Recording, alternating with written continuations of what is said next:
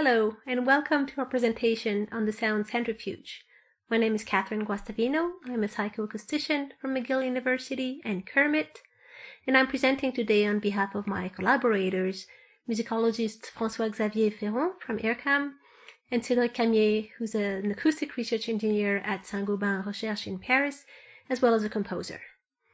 The presentation today will focus on spatial effects observed with sounds revolving around the listener at high velocities. We've prepared a few sound examples for you, so I encourage you to listen to this presentation with a pair of headphones so that you can enjoy the binaural recordings that we will be playing.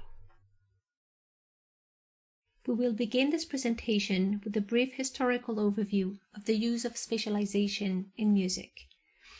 These musical works inspired us to develop a line of scientific experiments looking at sound in space and particularly our ability to track sounds as they move around us. And along the way, we developed a number of new tools and observed interesting spatial effects with sounds revolving around the listener at high velocities. And we will be describing them today, focusing on the pitch shift that can be induced by acceleration and spatial beats. So we will explain these two phenomena, and then we will look at how they can be used in musical applications.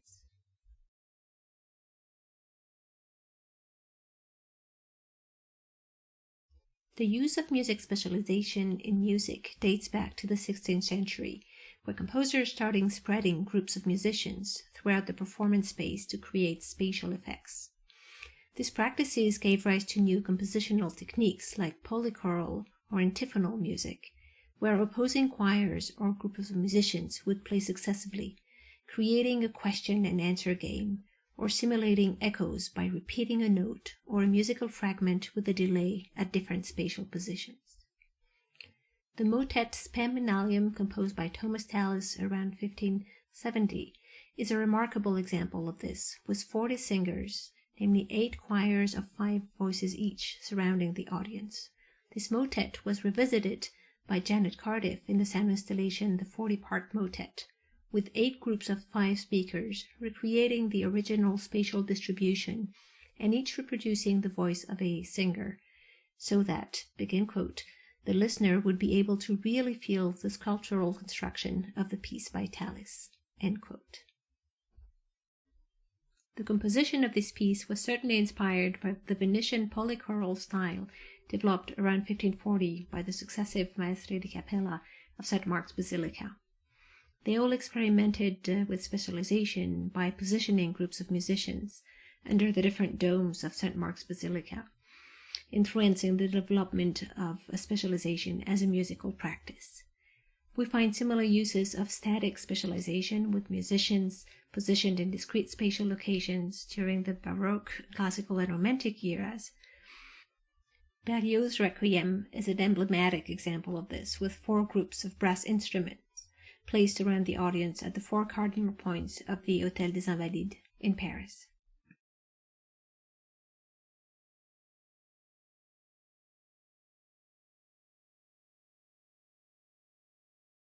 The development of electroacoustic music and the use of panning between loudspeakers in the physical space created new possibilities to create sound trajectories and control the position of sounds and their velocities. This led to a new approach to spatialization that embraces both static and dynamic effects. The concert given by Pierre Schaeffer and Pierre Henry in 1951 in Paris is an essential step in terms of dynamic spatialization of sound, with the performer standing on stage who had live control of the sound distribution between the speakers positioned on the 4 corners of the concert hall. Around the same time in Germany, similar developments were taking place in the context of electronic music at the WDR studio in Cologne. Karl-Heinz Stockhausen joined the studio in 1953, and after composing 2 electronic studies, he composed Gesang der Jünglinge, originally for 5 channels and then reduced to 4, where the position and the motion of the sound sources are integral composition parameters, just as important as pitch, rhythm, or dynamics. According to the composer, begin quote, by incorporating controlled positioning of the sound sources in space, it will have been possible for the first time to demonstrate aesthetically the universal application of my integral technique, end quote. So from this moment, circular trajectories became an archetype of spatial figures, explored by many composers in electroacoustic and mixed musics. For a contacta composed in 59-60, Stockhausen designed and built a rotating table with one speaker attached to it and 4 microphones positioned around it. The table was used to create circular trajectories at different velocities, up to 6 rotations per second. For the mixed music piece series, he improved the design of this rotation table with 8 microphones to take the full advantage of the expanded octaphonic speaker arrangement. Stockhausen described very strange effects at high velocities. Again, quote, if revolutions of sound in space go beyond a certain barrier of revolutions per second, they become something else, end quote. And he's not the only composer to explore sound rotations at high velocities. Portuguese composers Emmanuel Nunes experimented extensively with computer music designer Eric Dobres at IRCAM when they were working on the Lichtung musical cycle composed between 1991 and 2007. And he reports that above a certain threshold, you hear, begin quote, a frenetic immobility and static speed, end quote. So these observations have inspired us to develop an interdisciplinary research program at the intersection between psychoacoustics and musicology. So we were interested in a number of scientific research questions, for example, to try and determine under which condition listeners would be able to track sounds moving around them. We focused on circular trajectories, but also experimented with other closed trajectories, just triangles or a square.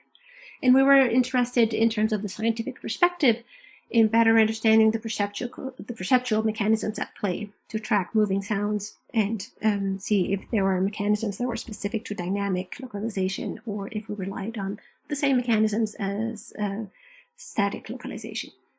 And to do so, we conducted a number of experiments where we manipulated the sound material, the velocities, the trajectories, the rooms, and also experimented with different rendering systems. Most of this research has been published, so today I'm not going to emphasize the scientific results, but rather the spatial phenomenon, the spatial effects that we identified along the way. So we conducted listening tests in acoustically treated rooms, including some of the Kermit labs. What you see here is our first setup using a dome of speakers in a Kermit Immersive Presence lab. We also conducted experiments in a Kermit Spatial Audio lab. This is a hemianechoic chamber, and we manipulated, as you can see here, the number of loudspeakers as well as the rendering system with VBAP, modified VBAP, and wave field synthesis. We also wanted to take this to the concert hall to see what would happen in a real-life situation. So this is a picture taken in the multimedia room of the McGill Schulich School of Music, a room that is currently being renovated, where we were able to experiment with larger loudspeaker arrays. We also used this room to experiment with listeners slightly off-centered. And again, most of the results have been published, and I will be providing references at the end. But basically, we were able to show that above a certain limit, that is around 2.5 rotations per second, listeners can track circular trajectories, and above that limit, they can no longer tell the direction in which the sound is moving. And this upper limit seems to be fairly robust to reverberation, meaning that we had very similar results in different rooms, including concert halls and acoustically treated studios.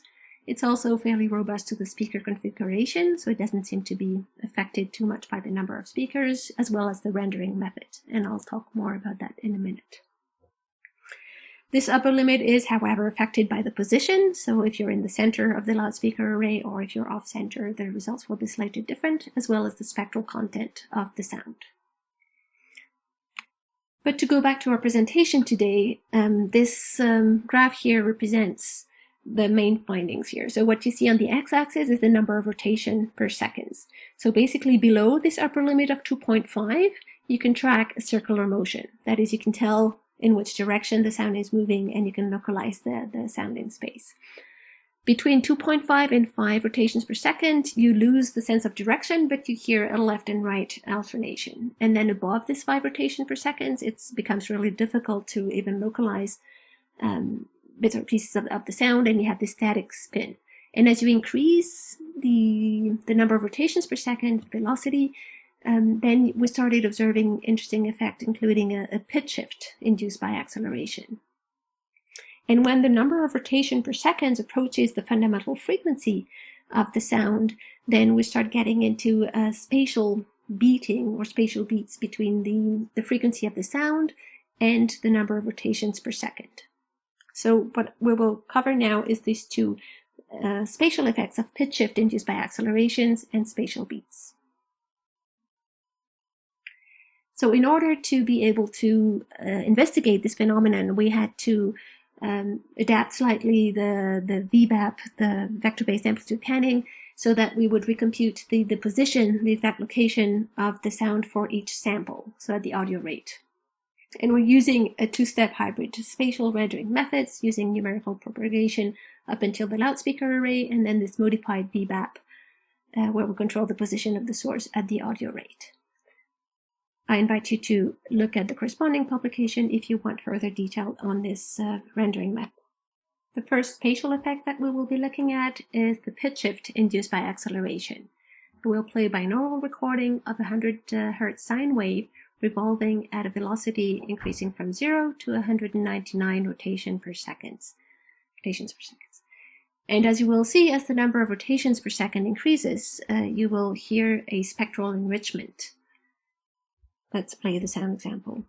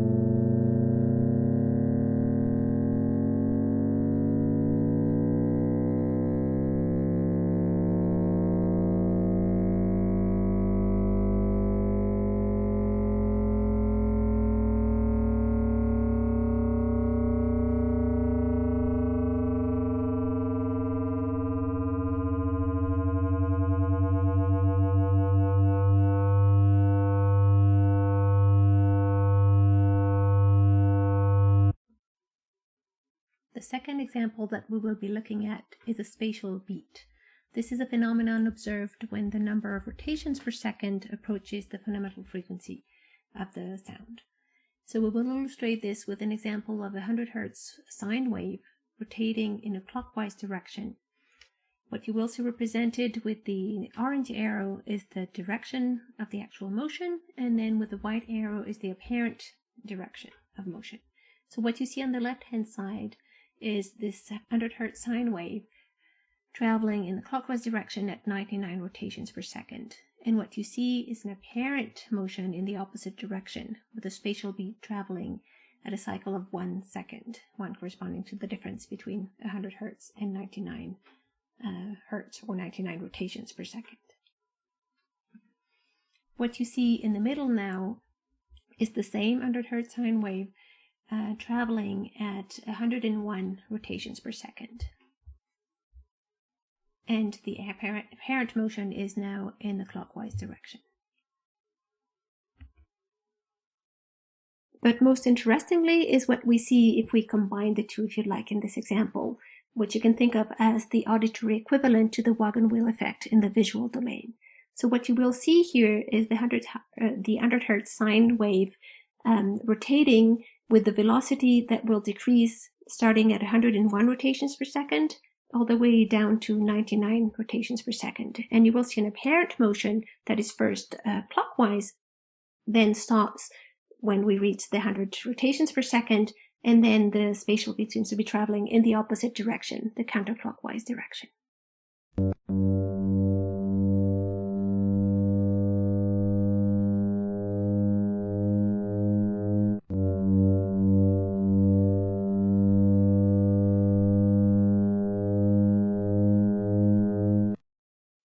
So what we just illustrated is the amplitude modulation between the sound frequency and the rotation frequency, which is dependent upon the location of the listening position.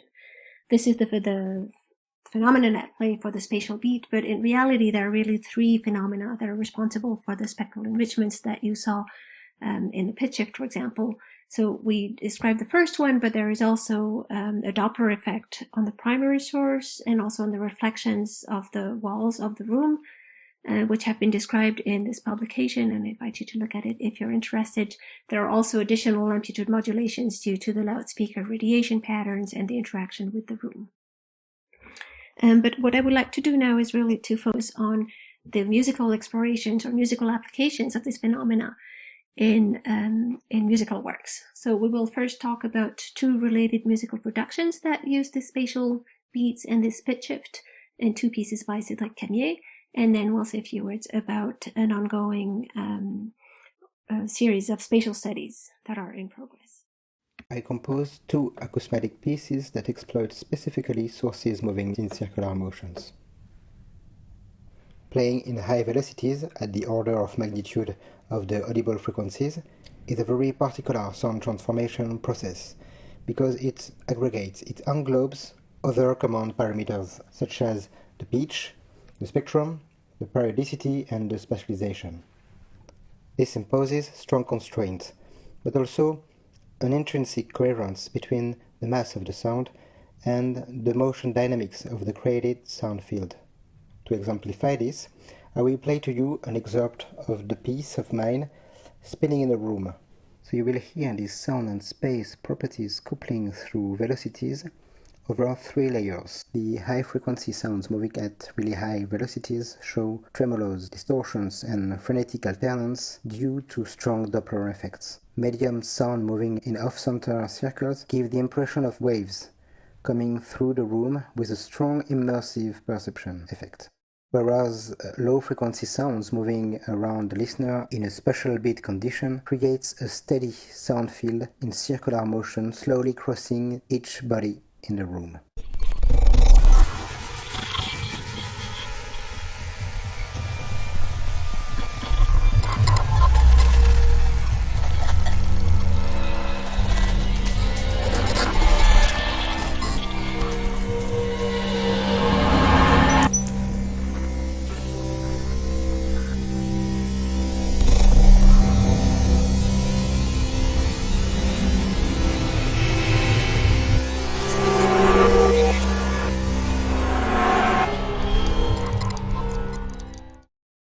Also, considering that cycling high velocity superimposes partials or harmonics enrichments to a tonal sound, it could be used as an additive synthesis by multiplying and controlling various moving sources playing the same sound. In the next excerpt from the same piece, the background drone noise is made by applying the Shepard-Rissé-Glissando process to a sequence of distributed velocities. In the Shepard-Rissé-Glissando, the sound apparent frequency seems to grow infinitely. In this case, the spectrum shows the same characteristics, but is also coupled with the rotation of the sound field, which seems to accelerate infinitely, only interrupted by spatial beats.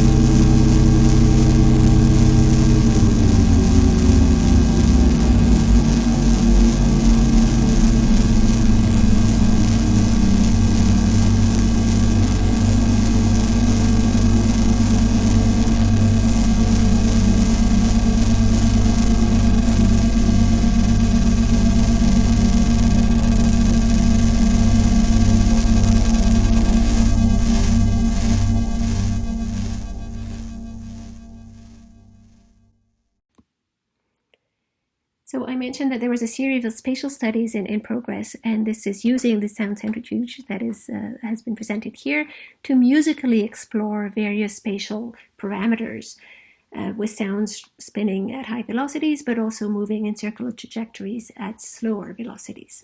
It's been designed as a sound installation in which the listeners will be invited to move through the physical space to explore the spatial effects, and we will also conduct some listening tests to validate the perceptual effects. I will now play a few examples from these explorations that were started before the pandemic hit and that we had to stop, unfortunately. This is the match pack that we've been using to control sources independently so that you can manipulate the input signal or the spectral content, the fundamental frequency, and the volume. And then in terms of spatial parameters, you can manipulate the starting position, the direction, and the velocity. We will now play a few examples, starting with a 100 Hz sine wave traveling at constant velocities, and we'll be increasing the velocity in a stepwise manner. And you'll see that when we reach the 200 rotations per second, the beating will stop.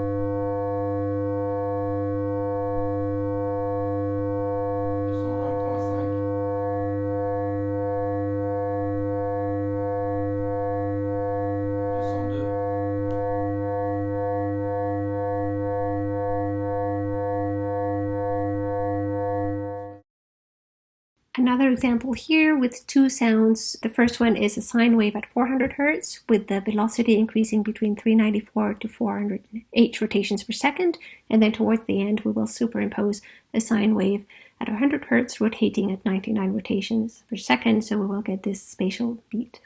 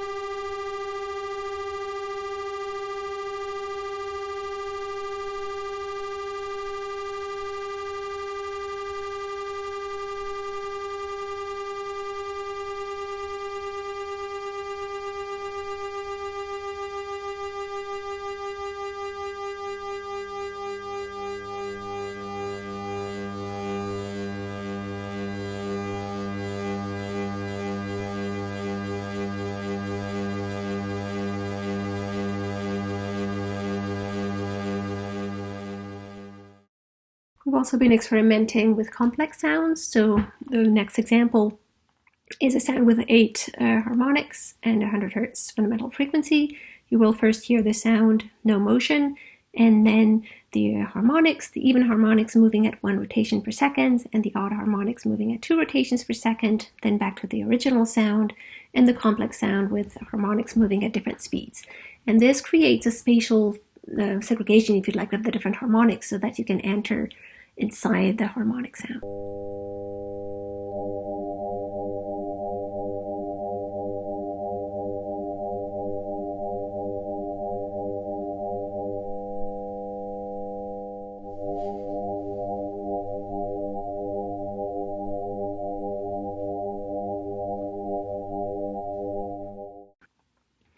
So to conclude, I would like to talk about closing the loop, because I think we're, first of all, blurring the boundaries between pitch and space, but also more about the process of how this line of research was really inspired by musical practices. And in order to conduct the scientific research, we had to develop new rendering tools and understand new perceptual mechanisms, and we identified this new phenomena. And we're now going back to the music creation, because we've basically identified new territories to explore, created new tools that can be used for musical creation. So it's from music to research back to music. Here are some of the references for some of the works we talked about, both scientific publications and musical works, and we'd be happy to take any questions you might have. Thank you.